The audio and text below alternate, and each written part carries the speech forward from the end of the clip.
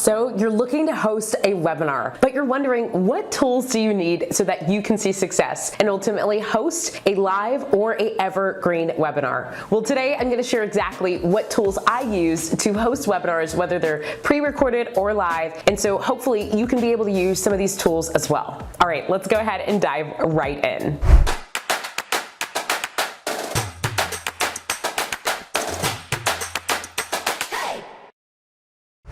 Corporate Misfits, Brittany Darrington here, and welcome to the Corporate Misfit channel, where we help female entrepreneurs to build a freedom-bound business, sharing their expertise online, and also creating automation so that they can do more of what they love. Now, before we dive into today's topic, go ahead and check out the webinar checklist. So we've been talking all about webinars lately and how you can get started with them. And this checklist will help you each step of the way. It will show you what to do in each of the phases so that you can see success and also generate revenue in your upcoming webinar. All right, so we're talking about the exact tools that I use within my webinars, whether they're pre-recorded or live. The reason why I wanted to take you behind the scenes and share these items with you is because you might be thinking that you need to have all of this production in order for you to host your first or your next webinar. And I want you to know that's not the case. You probably already have everything that you need. So it's a matter of just planning and getting things in order and knowing exactly what's needed so that you can go ahead and get started and stop prolonging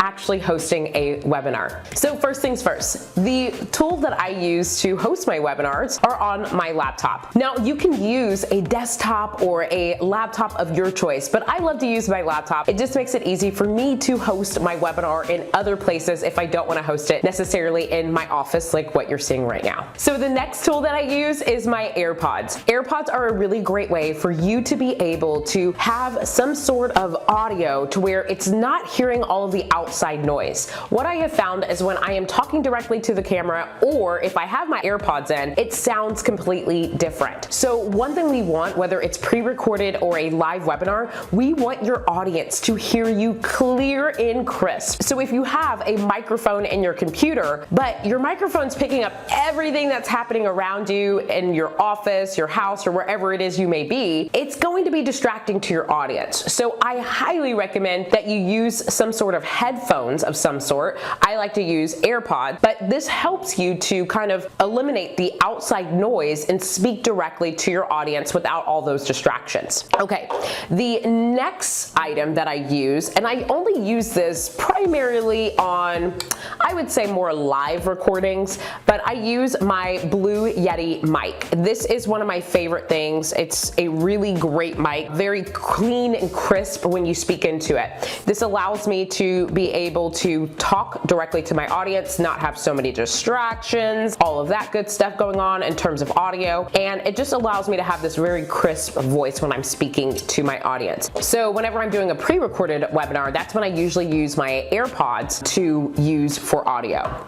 Okay, so I mentioned earlier that I like to use my laptop for my webinars, but I also like to have my actual iPad near me. So again, you can use whatever type of Surface or iPad or whatever it is that you may have, but I like to use this as well because one thing I want to do is I want to ensure that my audience is not running into any technical issues, and so I can get in front of some of those technical issues in advance when I have an additional device where I can go and log on to my webinar as if I were in my audience. It allows me to see what they're seeing, also hear what they're hearing, and be able to ensure that if a screen is frozen or something's not working, audio is not working, I can get in front of that. So I like to have an iPad near me, and I have my actual webinar up, and then I have the webinar version that I'm presenting on my laptop. So it just allows me to look at that easily and also be able to look at my screen at the same time, just to ensure my customers are on the right path. And then also too,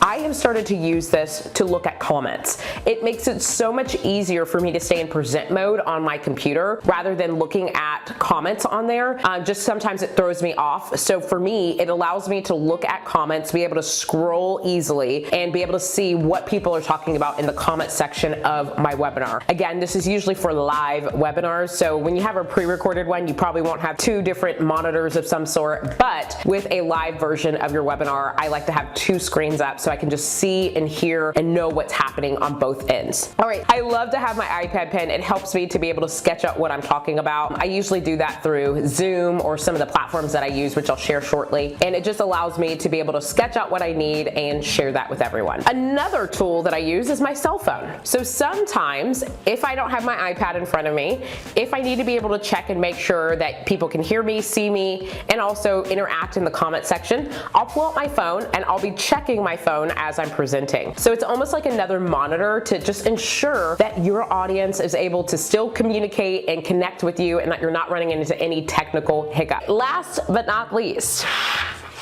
I have my calendar in front of me. This calendar helps me to be able to schedule out all the phases of my webinar. So I love to utilize my calendar to help me to identify when am I going to host my first webinar, my second webinar, what time of the day am I going to do it. So it just helps to keep me on track and ensure that I host that webinar on that specific date, because there's so much that leads up to a webinar, so you want to plan accordingly. All right, now here's a bonus. I want to share the exact tools that I use in terms of platforms for my webinars. So I use 3 different platforms, and I use these 3 different platforms for a specific reason. So one is BeLive. BeLive is a really cool platform if you're going to go live, and it allows you to stream through several other platforms like Facebook, YouTube, LinkedIn, and so much more. So I love to use BeLive whenever I am hosting a live webinar, because it allows me to input my video into one of my landing pages that I use on Kajabi, and it allows me to stream live and also interact with my audience through comments. So BeLive is something you can use for a pre-recorded webinar or a live version of your webinar of your choice, whichever one, but it's a really cool platform that you can utilize in other ways outside of just webinars. So definitely check it out. Now, the next platform that I use is Zoom. Zoom is a really excellent platform to interact with your audience through webinars and be able to chat with them and also share your videos, your screens, and so much more. It makes it really easy for you to jump onto a scribble board or to be able to go to share screen or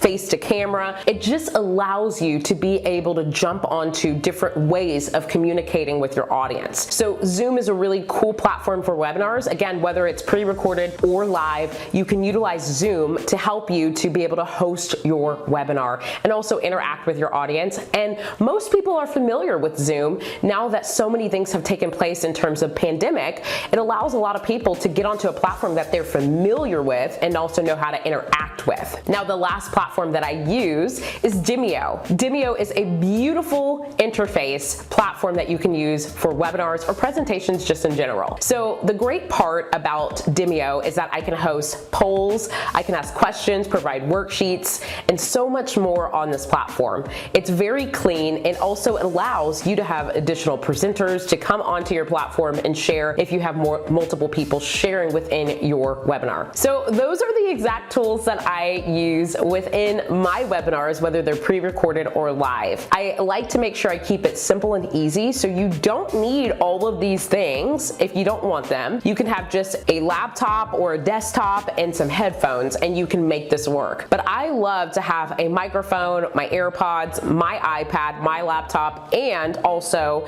a calendar and even my pen to be able to do multiple things throughout my webinar, as well as stay on track to ensure that I launch my webinar on the dates that I have set forth for my business. Okay, corporate misfits, well, go ahead and download the webinar checklist. It's a really great checklist to help you to identify what needs to take place in each of the phases of building out your webinar so that you can see some success and generate some revenue. So you can find that below. All right, I'll see you next time.